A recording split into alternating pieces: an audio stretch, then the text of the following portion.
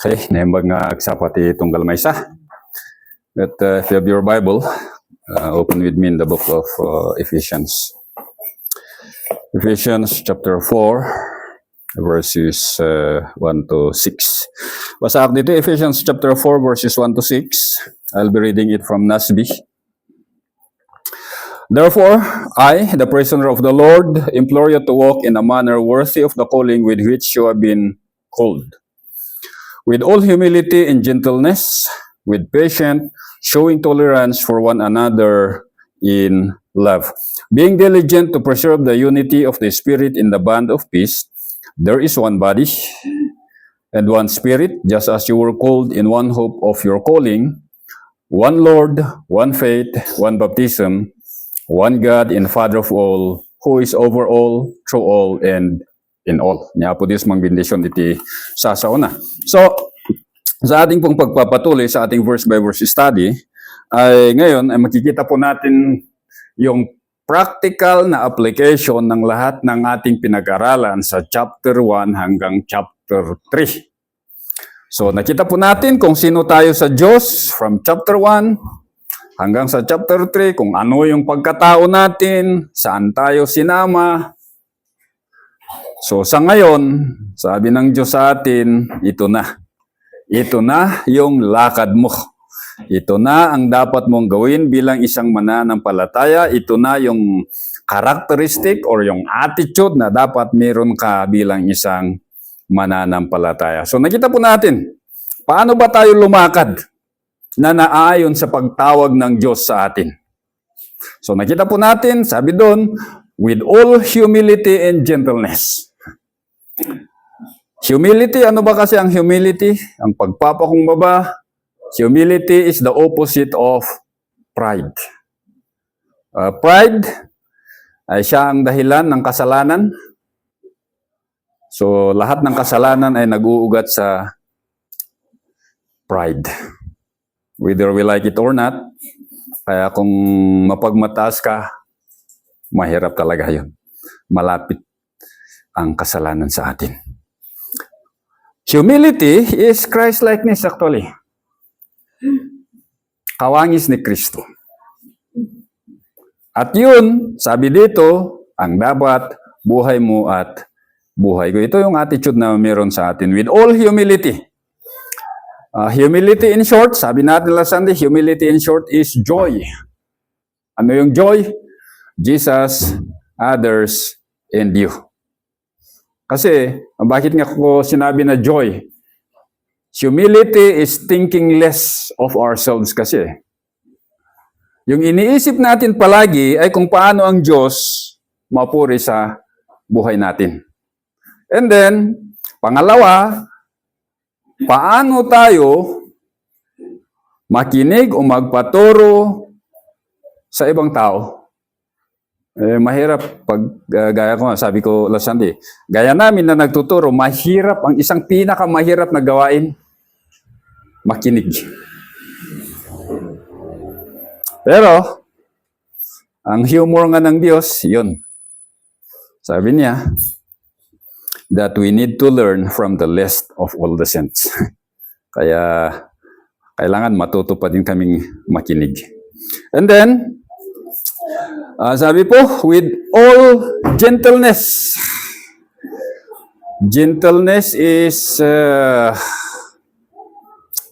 anong Tagalog ng gentleness? Meekness or meekness? Nalipatak, kinaumma. Kuna na iti Ilocano. Ngumuray pa Ilocano kinaumma. Ang common, wanya kasano nga i-explain. Ano ba nga talaga ti kinaumma? But actually, ito yung kalakasan na bigay ng banal na Espiritu. It is an inward strength. Ano ba kasi ang gentleness? Sa kanilang explanation, pagpapaliwanag patungkol sa gentleness, ay sabi natin last Sunday, it is a God-given behavior of the heart that submit to the sovereign plan of God in our life. Na walang murmurings at saka walang disputing. Ito yung ugali ng puso natin na kahit anuman yung darating sa buhay natin na programa ng Diyos, ay tanggapin natin ang mga yon na walang panagmormoryot at panagsungsungbat. Ang explanation natin, example natin doon is, ano ang sabi ng Diyos? When I send the clouds, I send the rain. Pero minsan, pag biglang umulan, naabutan ka sa daan, ayaw ko kung anong nasa isip mo. Di ba? Aniya, mutdeta nga todo, na nga inuore, ito nakasangputak. Ito ay apo Diyos, muamutera aramidum. At dak dito nga natuduan, nabasbasa. So anyway, that is gentleness. And then, isa pa, it is the God-given attitude that gladly bears the reproaches and injustices of man. Ito yung mahirap. The acceptance. Ewan ko kung napanood yung yung interview sa asawa ni Charlie Kirk. Na sana hindi AI kasi yun yung problema sa ngayon eh. Kasi parang totoo pero AI pala. But anyway, in that interview, there is no bitterness. Ayun yung maganda sa buhay ng isang mananampalataya. Maalala niyo yung mga early Christians? Yung sinunog nila sa mga plaza.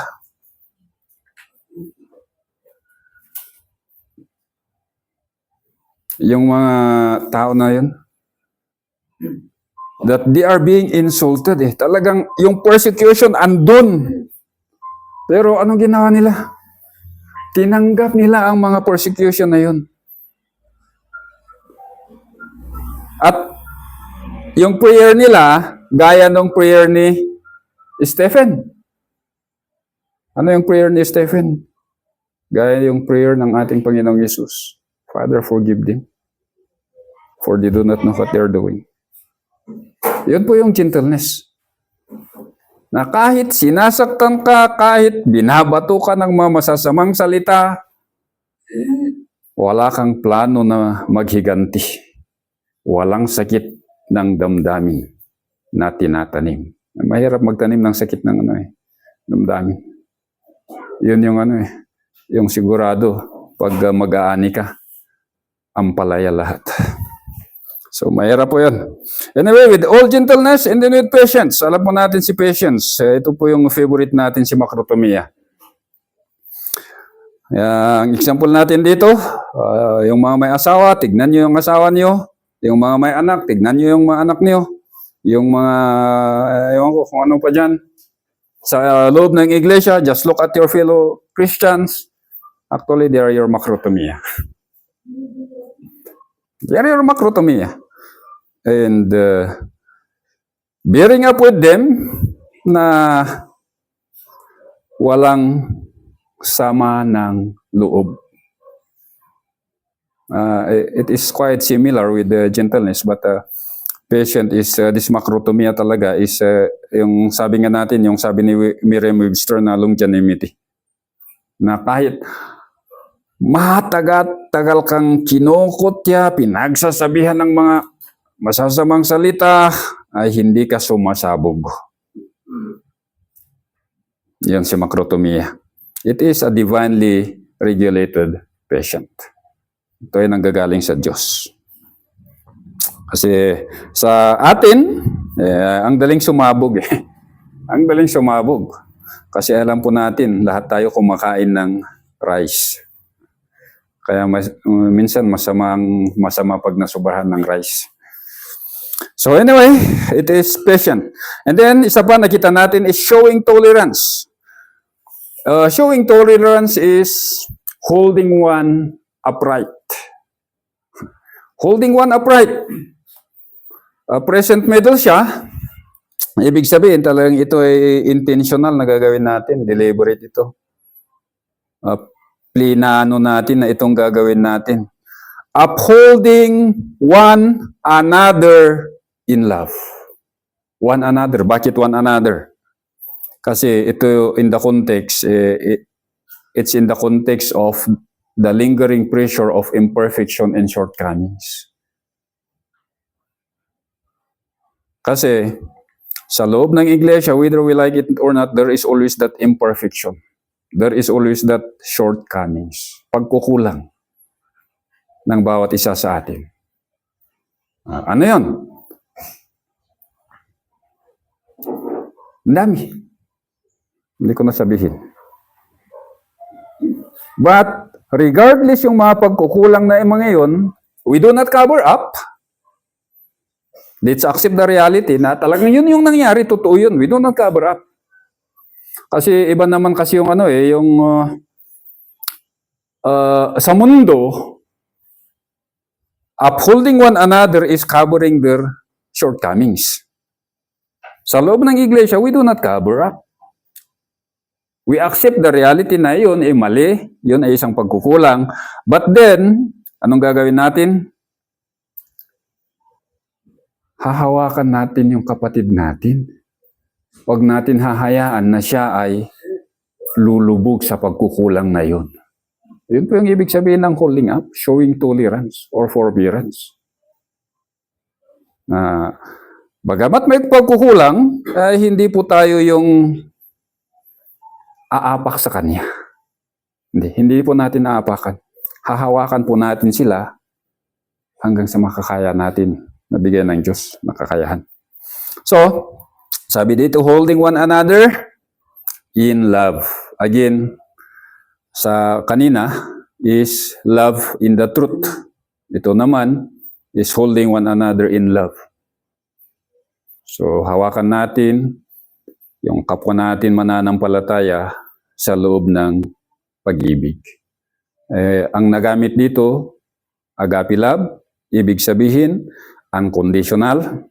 Bakit mo hawakan yung kapatid mo na may pagkukulang? Kasi you love him unconditionally, you love him or her sacrificially, and you love him or her supernaturally. Kaya yung pag-ibig na yon, hindi nanggagaling po sa atin, nanggagaling sa Diyos.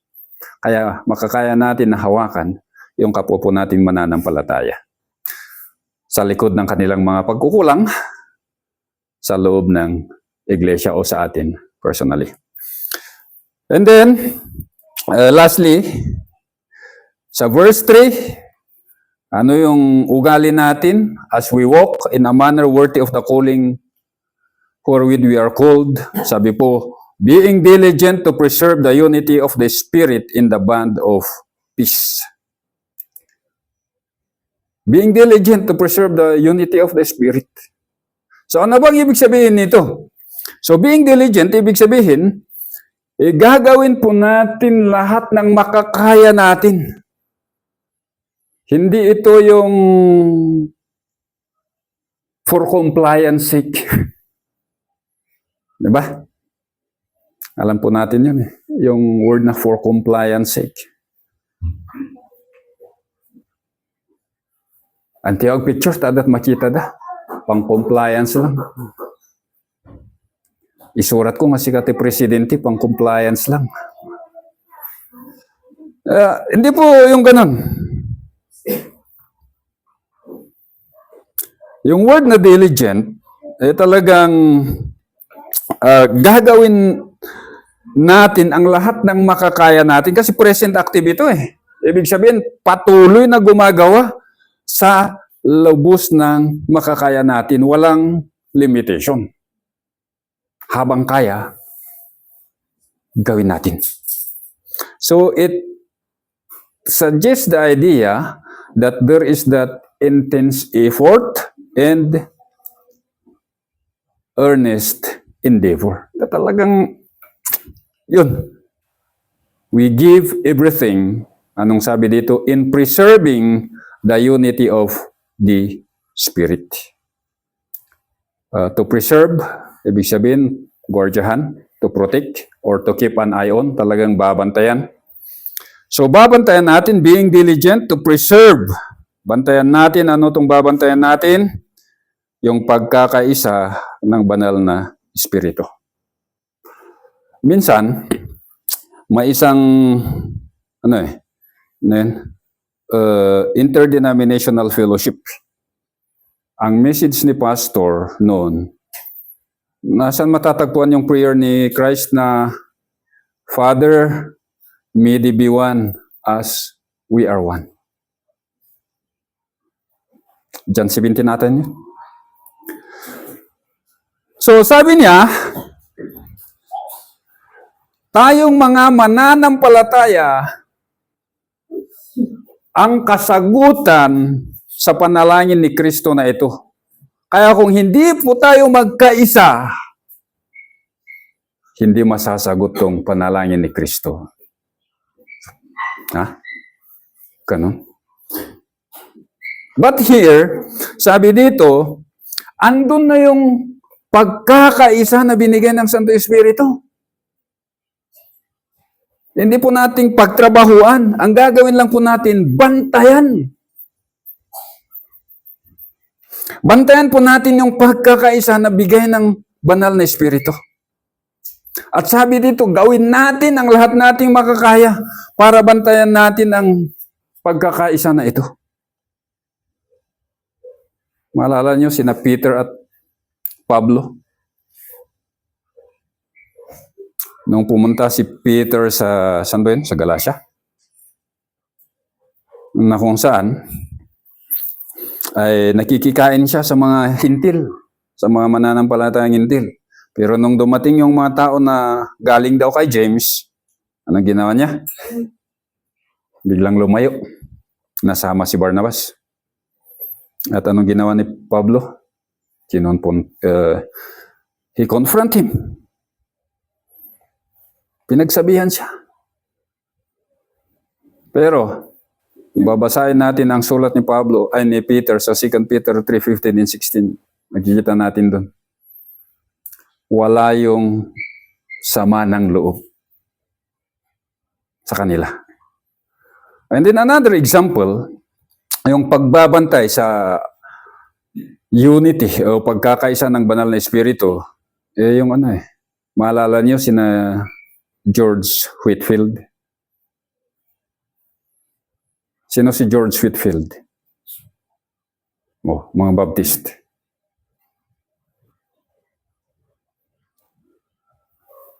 Hindi niyo alam, mga Baptist, si George Whitefield. Sa mga galing ng Arminians, sino si John Wesley? Okay. So, si George Whitefield at saka si John Wesley ay kasama sa Holy Club sa kanilang paaralan noon sa 1700s. At ang dalawang ito ay bagamat friends, pero they do not share the same theological persuasion. Kasi yung isa, si George Whitefield, Calvinist. Samantalang si John Wesley, Arminian. At minsan, si John Wesley ay sumulat ng isang pamphlet regarding predestination.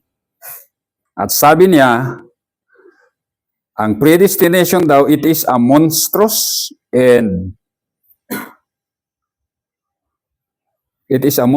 doctrine and blasphemy. Blasphemy daw, sabi ni John Wesley. Sumagot naman si Whitefield, sabi niya, why dispute? I am willing to go with you to prison and to death, but I am not willing to oppose you. So, makikita natin yung karakter dito ni Whitefield. Na bagamat tinitira yung turo niya, sinisiraan, Sabi niya kay John Wesley, why dispute? Bakit ka makikialam? Bakit ganito? Kung pupunta ka sa bilangguan, sasamahan kita po. Sa kamatayan mo, sasamahan kita.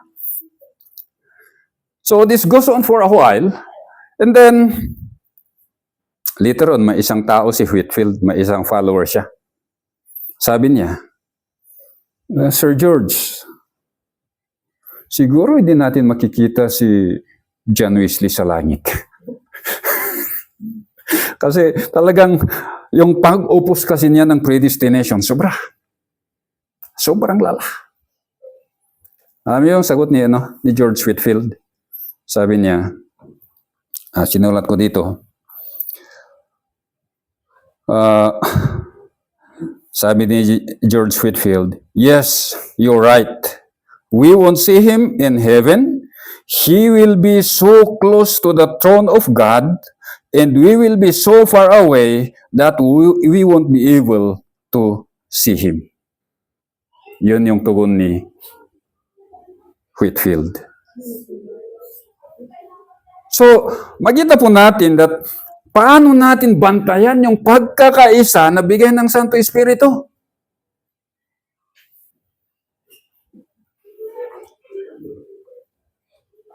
Yun po yun your examples Maalala natin isang example sa 1900s, sina R.C. Sproul at si J. Mack. Diba? Sa kanilang eschatological persuasion, magkaiba. Kasi si R.C. reform siya. Ibig sabihin, amillennial. Samantalang si John MacArthur, dispensationalist, naniniwala siya sa future restoration ng Israel. Pero, hindi yun yung naging balakid para hindi sila magkaisa. And actually, we often see them together in sessions. Theological sessions. So, sabi dito, bantayan natin, gawin natin ang lahat ng ating makakaya na bantayan itong pagkakaisa na bigay ng Banal na Espiritu. Huwag po tayo yung mangsisira. At sabi dito, gagawin natin ito, sabi niya, in the band of peace. In the band of peace. Itong yung word na band, si sondesmo, ibig sabihin talagang to bind together na hindi mo kayang sirain. Talagang it is inseparably and closely joined together. So, in the band of peace, actually yung word na band ito is articulated siya, ibig sabihin talagang iisa lang po ito. Ang band na to ay pag-aari ni Irene. Irene ba to? Oh, si Irene. Si Peace. Pag-aari ni Peace. Kapayapaan. So, makita po natin na ganun po tayo sumagot sa mga paninira ng ibang tao. Pero alam ko mahirap, di ba? Mas lalo na pag nasagad na tayo, lalaban tayo. Pero makita po natin sa mga examples, sina si Peter at saka si Pablo, si George Whitefield against John Wesley. Yun po dapat ang natin, ang tularan po natin. And then, sa verses 4 to 6, dito natin makikita the 7 ones foundation of the worthy walk. So, the 7 ones foundation of the worthy walk. Once, makita natin dito, yung once or one, repetition siya. In repetition, it means emphasis. Mahalaga siya. So, at pinapakita dito the oneness of Christians in these 7 fundamentals of faith. na bagamat sa mata natin ay parang hindi natin nakikita, pero mind you, sa mata ng Diyos, andyan po ang mga ito. Bagamat ang nakikita natin sa mga iglesia sa ngayon ay there is that denominational barriers, meron po yung mga doctrinal barriers, parang walang pagkakaisa, pero ang pitong ito na pagkakaisa ay meron po. It is existing in the church. Hindi po ito nawawala. So, anong sabi? There is one body. There is, tanggalin nyo yun yung there is. Additional lang yun na binigay ng mga translator para mas maganda yung pagbasa natin. Actually, in reality, wala po yung word na there is. Sa original na pagkasulat, diretso siya sa one body. So one body, sino tong one body na ito? Babalik tayo sa Ephesians chapter 2, ay ito po yung dalawang grupo ng tao. Dalawang grupo ng mananampalataya, yung mga Hudyo at mga Hintil na pinag-isa ng Diyos in the Lord Jesus Christ, which is the church. So, one body. Ibig sabihin, ang iglesia ay isang katawan. Kaya hindi po natin pwedeng sabihin na, ay, da kami kat nagapo kami ijay sa bali nga, bagi ni Kristo. The term that some Christian love to use is, ang sabi nila, uray hante yung agpapada iti pamilya. Yung agkudkuda kay. Sabi niya, hante yung agpapada man iti pamilya, nung may sate iti Diyos.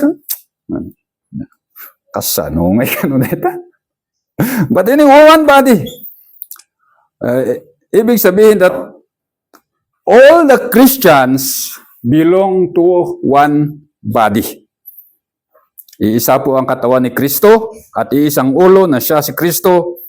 Ibig sabihin, we are interdependent to each other. Ano ba kasi ang denomination? Hindi po nanggaling sa Diyos yun. Although, in His program, perhaps, andun, to screen the, siguro yung para sa akin yung denomination ay isang pagsala ng Diyos sa mga tunay na mananampalataya. Doon mo talaga makikita yung tunay na mananampalataya. Yung tunay na may pag-ibig sa kapwa mananampalataya na hindi galing sa kanyang sariling denomination. So there is one body. And then, one spirit. Ano naman tong one spirit na to? Yung banal na espiritu sa Ephesians 1:13-14. The Holy Spirit, the third person of the Trinity, ay siya po yung silyo in the pledge of our inheritance. Siya po yung guarantor na tayo ay nasa kay Kristo. And in one spirit also, ay pinapakita nito na lahat ng mga mananampalataya ay we are equally indwelt by the same Holy Spirit. Parehong banal na espiritu ang nananahan sa atin at sabi doon, equally. Walang isang mananampalataya na mas malamang sa isa. Hindi pwede na ang banal na espiritu sa akin, kasi pastor ako, 99.99%. Pero sa inyo, kasi hindi kayo faithful na Christian, 10%. Hindi po ganon. Kung Kristiyano ka, ano man yung spiritual gift mo, we share the same Holy Spirit. Kaya wag po nating sabihin na ni pastor at pastor katas asidog kini Apo Diyos. That's a wrong notion po. Kasi we are indwelt by the same Holy Spirit. Sa Ephesians 2:18, sabi doon, for through Him, we both have our access in one Spirit to the Father. Sabi doon, our access. Hindi sinabi na access ni pastor. Sabi po doon, lahat ng mananampalataya is the access to the Father. At sa 1 Corinthians 12:13, sabi doon, for by one Spirit, we were all baptized into one body. Hindi lang si pastor ang nabaptize. We are all. Hudyo ka man o Grego ka, slave or free, we are all made to drink of one Spirit. Pangatlo, one hope of your calling. Sa verse 1, nakita po natin doon that we are called to walk in a manner that's worthy of our calling. Tawag po tayo na lumakad na naayon sa pagtawag ng Diyos sa atin. At dito, sabi dito, you are called. Tinawag po tayo in one hope. One hope po. Hindi maraming hope. Iisang pag-asa. Kaya ang Kristiyano, lahat ng Kristiyano ay may iisang pag-asa. Hindi po ng pag-asa ng Pilipinas. May iisang pag-asa. Ano yung pag-asa natin? It is a single anticipation. It is a one confidence expectation. Na ito po yung tinitignan natin. Dito po nakatuon yung atensyon natin. Ano ito? It is the blessed hope in the appearing of the glory of our great God and Savior, Christ Jesus. Titus 2:13. At sa Roma, ito po yung sabi sa Roma. Sa Roma chapter 8 verse 23 to 25, sabi po, and not only this, but also we ourselves having the first fruit of the Spirit, even we ourselves groan within ourselves, waiting eagerly for our adoption as sons, the redemption of our body.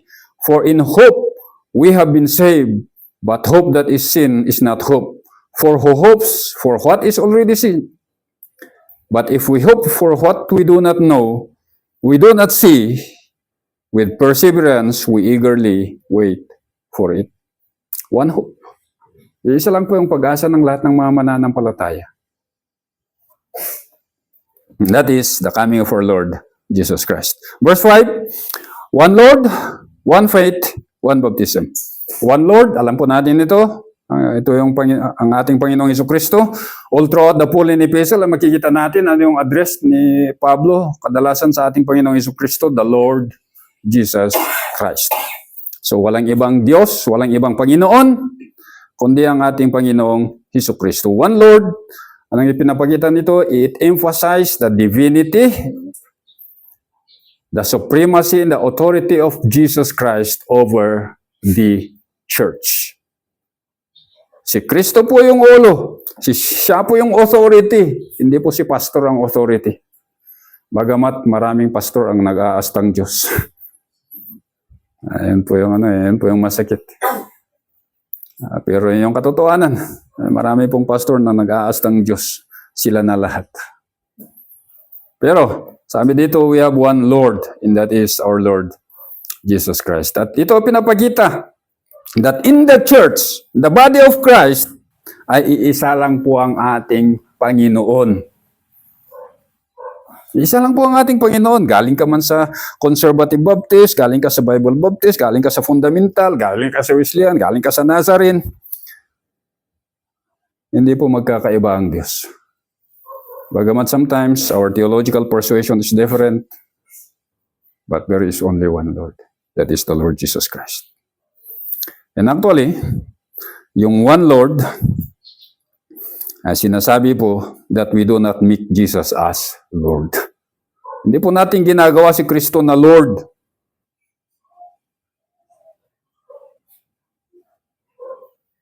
Sinong gumagawa sa inyo na si Kristo ay Lord? Hindi po. Hindi po natin kayang gawin na si Kristo ay Lord because He is Lord even before the foundation of the earth. Panginoon po siya eh. Ang gawin po lang natin ay sambahin natin siya as Panginoon.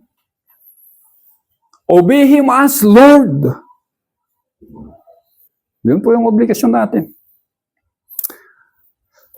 One Lord, Kikita yun yan sa some other part of the scripture, 1 Corinthians 8:6. Yet for us there is one but one God, the Father, from whom all things we exist for Him, and one Lord Jesus Christ, by whom all things, and we exist through Him. Philippians 2:9-11, you can see that also. Every tongue will confess that Jesus Christ is Lord to the glory of the Father. One faith. Dito nagkakatalo yung maraming Kristiyano. Kasi kung tignan mo yung commentary, sabi ng isa, ano itong pananampalataya na ito, na iisang pananampalataya? Ito yung pananampalataya ng mga Kristiyano. Believers' faith in God. Yung iba naman, sabi nila, the faithfulness of Christ. At yung iba, the doctrine or the gospel. So, although lahat naman ng interpretation ay valid, pero ang problema, one faith. Iisang pananampalataya. Saan tayo pipili dito? Pupunta tayo sa mga minority. Sa mga minority, sabi nila, sa Jude 1:3, Beloved, when I give all diligence to write unto you of the common salvation, it was needful for me to write unto you and exhort you that you should contend earnestly for the faith which was once delivered unto the saints. We share the same gospel. We share the same doctrine. Na ang kaligtasan ay walang iba kundi yung ginawa ng ating Panginoong Jesucristo. His death, burial, and resurrection, the doctrine of grace. One baptism. Ilan ang alam niyong baptism?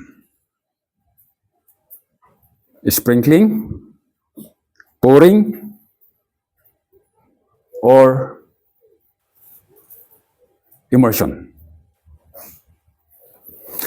So, sa lahat po ng 7 ones, ito po yung nag-iisang salita na hindi nabigyan ng English equivalent or proper English equivalent. Kasi it is only transliterated. Sa Grego, sa salitang Grego, ang word na baptism ay baptisma. Tinanggal lang yung di naging baptism siya. Pero kung talagang bibigyan mo siya ng English equivalent, ay yung word na baptisma, nanggaling siya sa word na baptize, ibig sabihin to dip, to immerse, or to wash, or in one word, identification or insertion. Hindi po yung insertion ng budget sa kamera. So, insertion or identification. So, kung titingnan natin, yung word na baptism, literally, ibig sabihin to identify or to insert. Talagang isusuk-suk ka kung ano yun, kung saan man yun.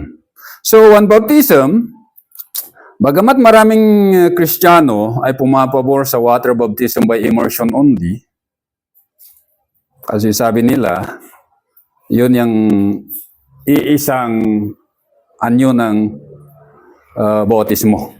However, ang arguments ko po doon, hindi po lahat ng na-water baptized na Kristiyano, na-water baptized ay ligtas. You may disagree with me, and that's alright. Pero that is my, yun po sarili kong ano lang yun sarili kong kuro-kuro at haka-haka. Na hindi po lahat ng nabautisaran or baptized Christians or who claim to be Christians, mananampalataya. Meron pong mga piki. Kasi uso na ngayon ang mga orokan. So, ano tong one baptism na ito? Ano yung binasa natin kanina? Sa 1 Corinthians 12:13. By one Spirit, we were all baptized into one body. It is the baptism of the Holy Spirit baptizing us into the body of Christ.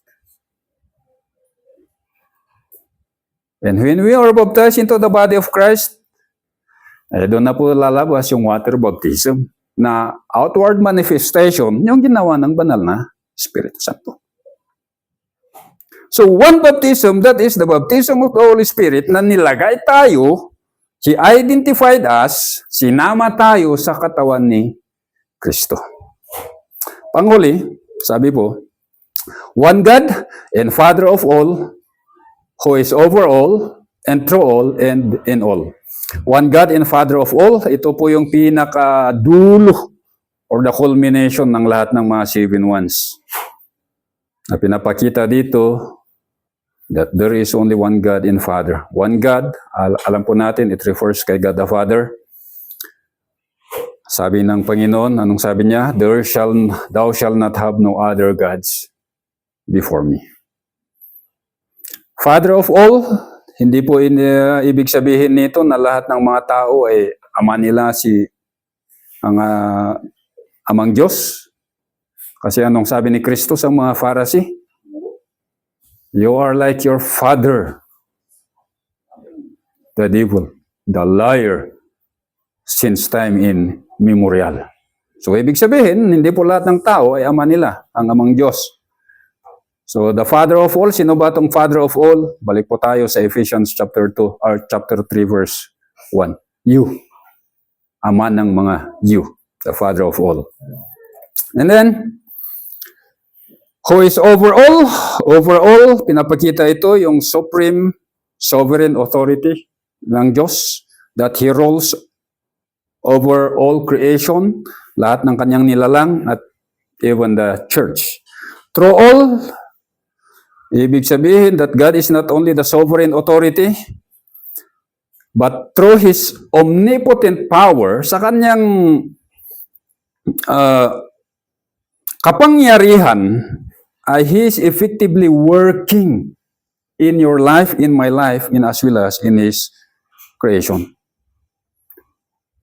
Meron yung involvement niya sa buhay mo at sa buhay ko. Hindi po siya nang iiwan. Bilang isang ama, ay binabantayan po tayo. Tinitignan po niya ang ating mga kaligayan sa araw-araw. He is always there, walking with us. Kaya, He is through all, sabi dito. He is effectively working. And then, panghuli, sabi, in all.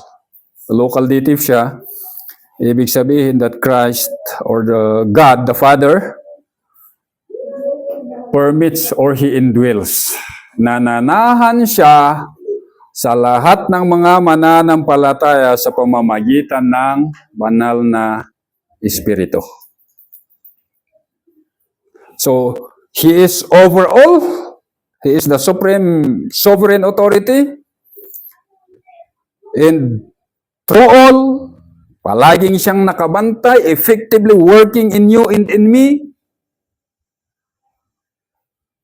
Hindi po siya natutulog. Nakabantay po siya 24/7 sa inyo at sa akin. And then in all, sabi po, ay nananahan siya sa atin. Ayun po yung Diyos natin. Shall we pray? Father God, we thank you sa umagang ito, sa inyong mga salita namin napag-aralan. Dalangin po namin, Ama, na kayo po yung patuloy na magbigay sa amin ng pangunawa at kaalaman sa inyong mga salita. Nawa, Ama, dalangin ko po na yung katotohanan ay siya nawa ang manatili sa puso at isipan ng mga kapatiran at yung mga basura po ay nawa po ay tanggalin nyo para yung katotohanan lamang po ang siyang manatili at siya yung ipamuhay namin bilang isang mananampalataya, that we could walk worthily in the calling with which you have called us. So Father, we thank you. We give glory, honor, to you, because all these things belong to you even before the foundation of the world. In Christ's name we pray. Amen. Okay.